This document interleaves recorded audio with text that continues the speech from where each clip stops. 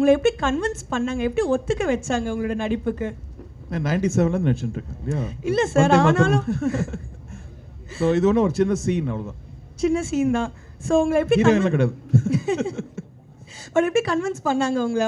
அவங்க அந்த சீன் சொன்ன உடனே ஓகே சொல்லிட்டீங்களா? அந்த சீனை முதல்ல இருந்து சொல்லிட்டு இருக்காரு, ஒரு 2 வருஷமா சொல்லிட்டு இருக்காரு இந்த படத்துல. நீங்க okay okay will do okay 10 நிமிஷத்துல முடிச்சிட்டோம்.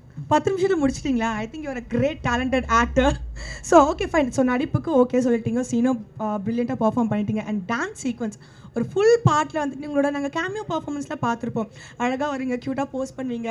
பட் இதில் வந்துட்டு நீங்கள் டான்ஸ் ஆடிருக்கீங்க அப்படின்னு சொல்லிட்டு ஒரு ரூமர். இதுலேயும் அழகாக கேமியோ பர்ஃபார்மன்ஸ் தான் பண்ணி வச்சிருக்கீங்களா நீங்கள்? ஸ்வீதன். ஸோ மனோஜ் சார் ஃபர்ஸ்ட் இந்த கதையை பற்றி உங்ககிட்ட சொல்லும்போது உங்களுக்கு மைண்டில் வந்த ஒரு விஷயம்னா என்னன்னு சொல்லுங்க.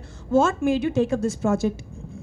இந்த அவர் முதல் வந்து என்ன சொன்னார்னா, நீங்கள் பிரபுதேவன் நீங்கள் 2 பேரும் சேர்ந்து பல சிக்கு புக்கு ரயில், முகாப்லா, ஊர்வசி எல்லாம் பண்ணியிருக்கீங்க, ஊழலா அவார்ட்ஸ்லாம் வாங்கியிருக்கீங்க.